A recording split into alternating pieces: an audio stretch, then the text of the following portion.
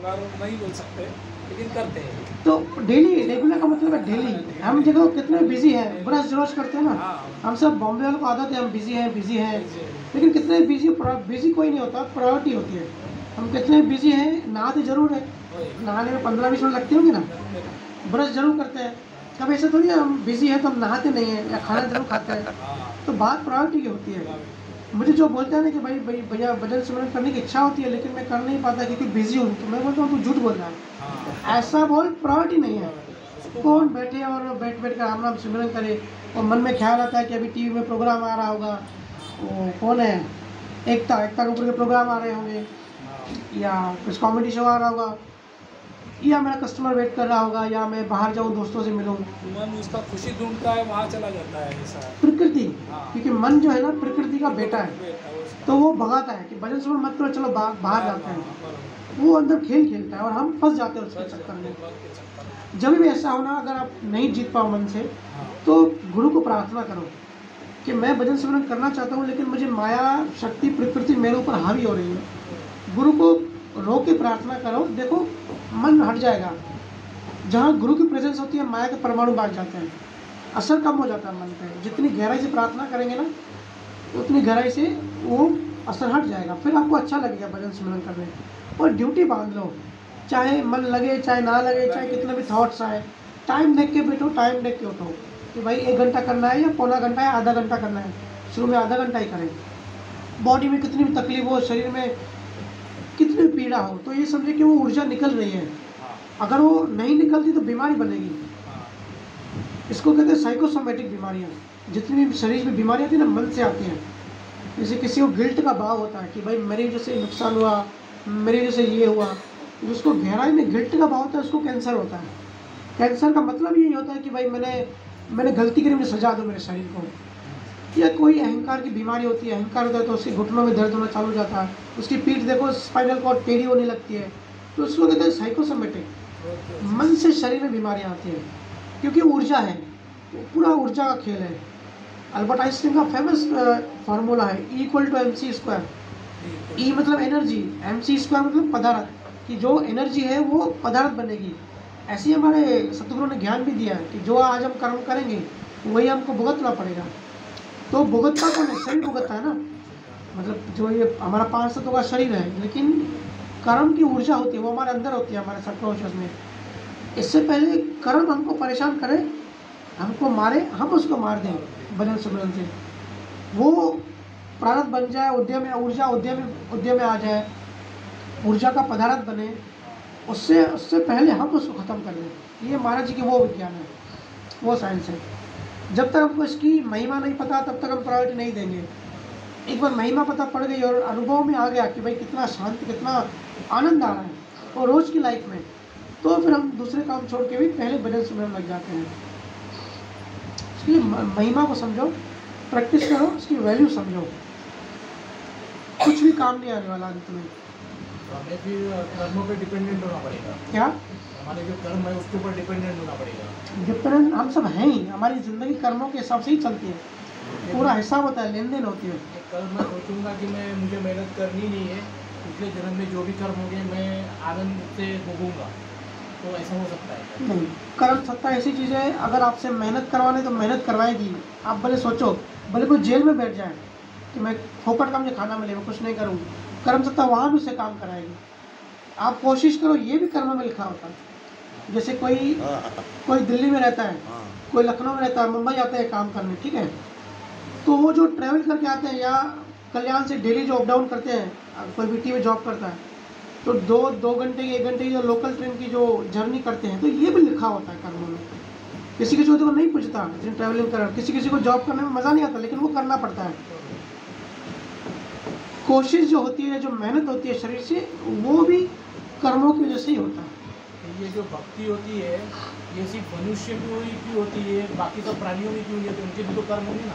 नहीं, 4 गतियाँ होती है, नर गति, देव गति, जानवरों की गति और मनुष्य गति। मनुष्य को छोड़ के सिर्फ मनुष्य गति ऐसी है जिसमें कर्म बना सकते हैं, नए फ्रीडम होता है।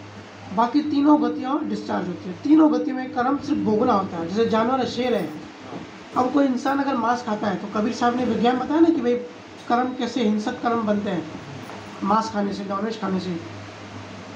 जैनिज्म में इतना क्यों है कि भाई अहिंसा बनो, अहिंसा परमो धर्मा, क्योंकि पूरे वो विज्ञान निकाला कि हिंसक कर्म कैसे बनते हैं। ऐसे कबीर साहब ने भी बताया अपने बीजक ग्रंथ में। लेकिन शेर हिरन खाता है, शेर को कर्म नहीं लगेगा क्योंकि शेर की प्रकृति वैसे है और शेर को पता भी नहीं वो क्या कर रहा है, उसको जैसे प्रकृति डिजाइन करती है उसको वैसे ही करना है। गाय को या घोड़े को गधे को मांस खिलाओ नहीं खाएगा क्योंकि प्रकृति वैसे है। और हम इंसान भी है ना, जानवर हैं, दो टाइप के जानवर होते हैं, एक जो मांसाहारी होते हैं, एक शाकाहारी।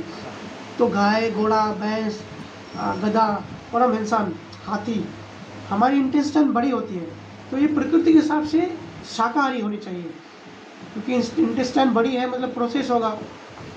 वो तो पत्ते जैसे सूर्य से खाना बना लेते हैं, अपना ग्लूकोज बना लेते हैं। हम इंसानों को खेती करनी पड़ती है, खेतों से फिर वो सब्जी बनती है, सब्जी में ऊर्जा होती है, वो सब्जी पकाती है, फिर हम लोग खाते हैं, फिर वो प्रोसेस होता है, उससे जाके ग्लूकोज बनता है, ग्लूकोज से शरीर को ऊर्जा मिलती है। ठीक है, मतलब लंबा प्रोसेस है। तो लंबे प्रोसेस के लिए लंबी ये चाहिए, इंटेस्टाइन चाहिए। इसलिए देखो हाथी की, घोड़े की लंबी होती है इंटेस्टाइन और सबसे बड़ी हमारे इंसानों की होती है। तो ये इसमें साबित होता है साइंटिफिकली कि हम इंसान शाकाहारी हैं। तो जो मुस्लिम या दूसरे जो तर्क देते हैं कि भाई नॉनवेज खाना चाहिए, तो पहली बात तो उनको आप साइंटिफिकली बता सकते हो कि इंसान जो है वो वेज खाने के लिए पैदा हुआ है क्योंकि इंटेस्टाइन बड़ी है। अगर छोटी होती तो, छोटी मतलब ज़्यादा प्रोसेस नहीं है, डायरेक्ट शेर क्या करता है, मांस खाता है, मांस तो पहले से ही मांस है तो ज़्यादा प्रोसेस नहीं है, जाके वो अंदर प्रोसेस होता है और उनका ग्लूकोज बनता है, ऑक्सीजन और हाइड्रोजन बनता है, ग्लूकोज बन जाता है। तो ऐसे शेर को शक्ति मिल जाती है। लेकिन शेर को इतनी चेतना नहीं है, इतनी उसको अवेयरनेस जागृति नहीं है कि वो शेर है। हमको पता है हम इंसान है, शेर को थोड़ी पता है वो शेर है, या कौवा को थोड़ी पता है वो कौवा है। उनको जागृति नहीं है, अवेयरनेस नहीं है, इनकी इसके लिए उनको कर्म नहीं लगता। उनको प्रकृति ने जैसे बनाया वो वैसे ही है। लेकिन हम इंसान क्या हो गए, बुद्धिमान। हमको प्रकृति ने तो शाकाहारी बनाया, लेकिन हम अपनी बुद्धि से प्रकृति को तोड़ के हमारे जो स्वभाव है उसके बाहर आ गए।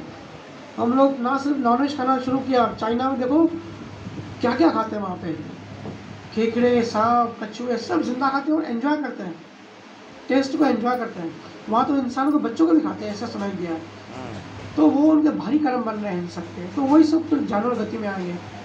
तो कहने का मतलब कर्म बनाने की जो सत्ता है वो सिर्फ इंसानों में है। जब हम कंपैरिजन करते हैं, आप चाइना की बात कर रहे हो, तो वर्ल्ड जब हम कंपैरिजन करते हैं तो कितने परसेंटेज लोग हैं जो शाकाहारी है, तो कितने परसेंटेज लोग हैं कि जो मांसाहारी है।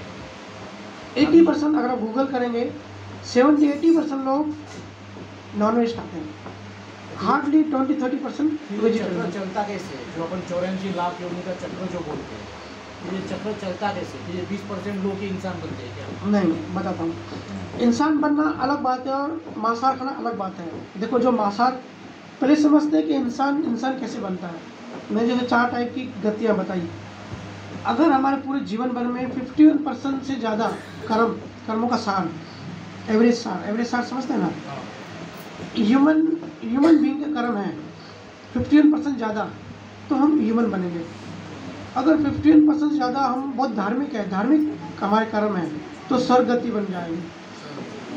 अगर 51% से ज़्यादा नारकी है, राक्षसी कर्म है, जैसे हम टेररिस्ट वगैरह देखते हैं, ठीक है, नारकीय कर्म है, तो नर्क में जाता है। तो ये कौन सी गति में जाएगा, और ये ऊपर नीचे होता रहता है। आज से 200 साल पहले अगर आप पकड़ेंगे डेटा, तो इंसान कम थे, जानवर ज़्यादा थे, या करोड़ साल पहले डायनासोर थे, जानवर ज़्यादा थे। अभी 100 साल में, पिछले 400 से 800 करोड़ लोग 100 साल में डबल हो गए धरती पे। मतलब जानवर कम हो गए, इंसान ज़्यादा हो गए, ठीक है। लेकिन इवन थर्मोडायनेमिक्स का भी, ऊर्जा का भी नियम है और आध्यात्म के भी नियम है कि ऊर्जा को ना पैदा कर सकते हैं ना ख़त्म कर सकते हैं, सिर्फ फॉर्म बदल सकते हैं। सुना होगा ना आपने कि ऊर्जा को मार नहीं सकते, सिर्फ फॉर्म बदल सकते हैं। तो पहले जो जानवर थे अभी वो इंसान बन गए। हाँ, नहीं, वो एक्शन और रिएक्शन है, वो अलग है। हाँ, थर्ड लॉ न्यूटन का भी है, उससे पहले संतों का है। मेरे को संतों का ही ध्यान में रहता है। तो उदाहरण ले, हाँ, गुरु नानक ने भी आदि गुरु ग्रंथ में बताया। तो ये होता रहता है, पर्टिकुलर टाइम में इंसान ज़्यादा होते हैं, पर्टिकुलर टाइम में जानवर ज़्यादा होते हैं। 200 साल पहले जानवर ज़्यादा थे, इंसान कम थे। आज जो प्रेजेंट टाइम चल रहा है, आज इंसान ज़्यादा है। लेकिन आज अगर प्रोडिक्शन देखेंगे, इवन चाइना में भी पहले 1 चाइल्ड पॉलिसी थी, पता आपको? अभी इन्होंने वो हटा दी चाइल्ड पॉलिसी। अभी की प्रोडिक्शन ऐसे है कि नेक्स्ट 150 साल बाद मनुष्य कम हो जाएंगे, जानवर ज़्यादा हो जाएंगे। आज ही इन्होंने डेटा एनालाइज कर लिया, इसके लिए चाइना में पॉलिसी हटा दी, क्योंकि लोग अब कम हो रहे हैं। क्योंकि जिस हिसाब से एटम बॉम्ब्स और सब डिफेंस बन रहे हैं, और आप देख रहे हो न्यूज़ अगर देखते हैं, दुनिया भर में लड़ाइयाँ लग रही हैं। रशिया और यूक्रेन की चालू ही है, रूसिया। तो ऐसे इन्होंने प्रेडिक्ट किया है कि जैसे पानी भी कम है और सोर्सेज भी धरती के कम हो रहे हैं और टेम्परेचर बढ़ रहा है, तो उनको भी ऐसा अनुमान लगा रहे हैं कि 150 साल बाद इंसान कम हो जाएंगे, जानवर ज़्यादा हो जाएंगे। तो ये कुदरती खेल है। कुदरत अपनी डिज़ाइन, अपने एल्गोरिथम से ये करती रहती है 200 साल 300 साल में, ठीक है, अपने अपने हिसाब से। लेकिन लॉ ऑफ कर्मा के हिसाब से एक तो मनुष्य बने हम, ठीक है, उसमें से भी आपने कहा कि वेजिटेरियन कितने हैं, नॉन वेजिटेरियन कितने हैं। तो दुनिया में देखेंगे तो सबसे बड़ा धर्म क्रिश्चियन है, क्रिश्चियन एक पूरा मांसाहारी होता है। सेकंड नंबर मुस्लिम है, सब मुस्लिम मांसाहारी होते हैं। उसके बाद हमारा हिंदू धर्म आता है 3 नंबर। हिंदू धर्म में कुछ खाते हैं, कुछ नहीं खाते, नॉन वेज, ठीक है। तो अब ये डिपेंड करता है कि किसकी आध्यात्म डेवलपमेंट कितनी है। अगर इस जन्म में कोई खा रहा है लेकिन अंदर से उसका भाव है कि नहीं खाऊं, या अंदर से वो ज्ञान किसी गुरु के पास गया, जैसे हम सब आजू बाजू वाले मंगाते हैं कि आओ सत्संग सुनो, ठीक है, तो वो सत्संग सुन रहे हैं, ज्ञान सुन रहे हैं, तो उसके अंदर एक जागृति आ गई कि यार सही में मांसाहार नहीं खाना चाहिए। 4 तत्वों का वो मटेरियल होता है जो हमारे अंदर जाता है, हम वेजिटेरियन के हिसाब से पैदा हुए तो उनको शाकाहारी खाना चाहिए। इसके अंदर उसका भाव आ गया, तो नेक्स्ट जन्म में फिर वो अध्यात्म में आगे अगर बढ़ रहा है तो ऑटोमेटिकली वो खाना बंद कर देगा, उसको इच्छा ही नहीं होगी। बहुत सारे लोगों को तो पेट में नहीं होता, बचपन से नहीं खाते। कुछ होते ना बच्चे, आप खिलाओ नहीं खाएंगे, क्योंकि वो पिछले जन्म से भक्ति करते हुए आए। तो डिपेंड करता है कौन कितना भक्ति में हो, कौन कितना अध्यात्म में है, किसको कितनी जागृति है। ये परसेंटेज अलग अलग होती है सबकी। और बहुत बार ऐसा भी होता है कि कोई भक्ति में होता है लेकिन फिर गुरु से कनेक्शन टूट गया, भक्ति से हट गया, फिर वो नीचे गिर जाता है माया में, फिर वो खाना पीना, जुआ और वासना वो सब फिर करने लगता है, फिर वो दूसरे जन्म में फिर वो खाने लगता है। या बहुत जगह ऐसे देखा होगा, लोग ऐसे होते हैं कि मांसाहार तो खाते हैं लेकिन आदमी अच्छे होते हैं, अच्छे ह्यूमन बींग होते हैं, दान धर्म करेंगे, धार्मिक कर्म करेंगे, ऐसे भी होते हैं ना। तो वो अगर धार्मिक कर्म ज़्यादा करेंगे, 51% ज़्यादा, तो वापस इंसान ही बनेंगे, लेकिन फिर मांसाहार खाएंगे और भक्ति उनके अंदर पैदा नहीं होगी, लेकिन अच्छे इंसान होंगे। तो हर टाइप के इंसान होते हैं दुनिया में। हम जो हैं, जो एक तो मनुष्य बन गए, 2023 में मनुष्य बन के बैठे हैं, शरीर लिया, मनुष्य बने और हिंदुस्तान में पैदा हुए, जहाँ संतों की नगरी कहते हैं। चारों तरफ अलग अलग लेवल के ज्ञान तो है ही। अब यूरोप जाओ, वहाँ ज्ञान नहीं मिलेगा। मैं स्पेन गया, दुकान में जाके सिर्फ मोक्ष की बात कही उससे, तो बोले मोक्ष क्या होता है, हमको थोड़ी पता है। तो बेचारे की हालत बहुत ख़राब है, अंदर में परेशान है। अब बेचैनी तो सब इंसानों की है, वही बेचैन तो है ही, लेकिन मोक्ष मुक्ति कैसे मिले उनको कोई बताने वाला है नहीं। उनका बाइबल उनको ये बताता है कि सिर्फ अच्छी लाइफ जियो, अच्छा कर्म करो, अच्छी टीचिंग दो और जॉब करो, चीटिंग मत करो किसी से, मॉरल साइंस बोलते हैं जिसको, गुड एंड बैड, सिर्फ उनको वहीं तक उनको वही सोच है। तो बड़ा तरस आता है और बड़ा धन्यवाद भी निकलता है कि भाई एटलीस्ट हम एक तो इंसान बने, फिर यहाँ पैदा हुआ हिंदुस्तान में, ऊपर से महाराज जी का ज्ञान मिला, सबसे बड़ी बात। तो ये एक जन्म में पॉसिबल नहीं है। अभी भी हम केवल ज्ञान की बात कर रहे हैं, हार्डली हम कुछ 20-25 लोग हैं, लेकिन इसका संजोग बने, इसके लिए बहुत हम सबके पुण्य होंगे। ऐसे आसानी से संजोग बनते नहीं हैं।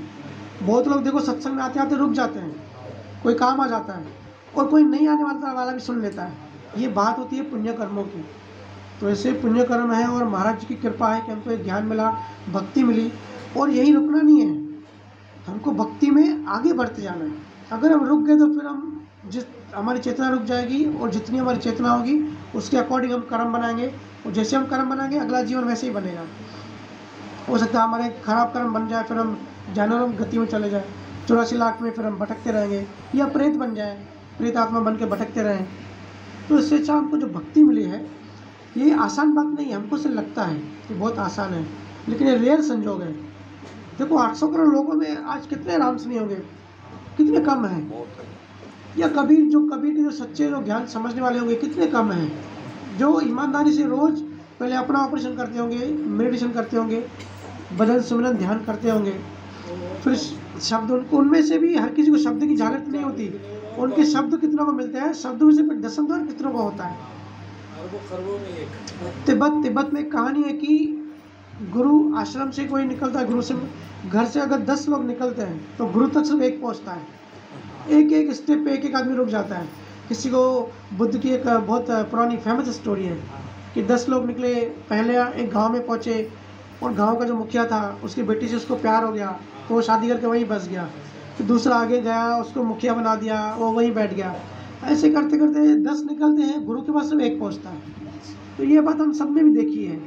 तो राम शनि में भी कितनों को शब्द जागृत होता है, उसमें से कितना अनुभव करते हैं, उसमें से कितना ऊपर से उनकी समाधि लगती है और उसमें से कितना जो सत्य स्वरूप का पूरा विज्ञान समझ लेते हैं। महाराज ने जो दिया है एज इट इज समझ पाते हैं।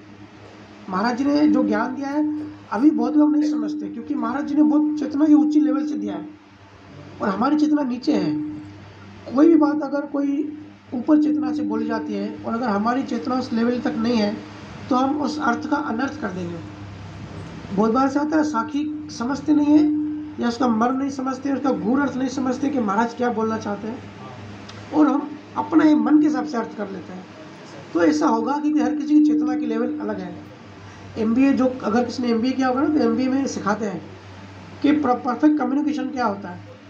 अगर कोई ऊंचा आदमी है नीचे आदमी को कोई बात कह रहा है तो परफेक्ट कम्युनिकेशन नहीं है, क्योंकि जो बड़ा आदमी है बुद्धिमान है और बेवकूफ़ है तो बुद्धिमान जो बोलेगा वो कम अक्ल वाले को नहीं पहुंचेगी बात, वो परफेक्ट कम्युनिकेशन नहीं है। दो इक्वल लेवल के लोग जब बात करते हैं ना उसको कहते हैं परफेक्ट कम्युनिकेशन। ऐसे ज्ञान में भी है, जिसकी चेतना ऊपर होती है वो पहुंचती है 100% उसी के पास पहुंचती है जिसकी चेतना ऊपर होती है। ठीक है। तो इसलिए हम जहाँ हैं वहीं से शुरुआत करनी है।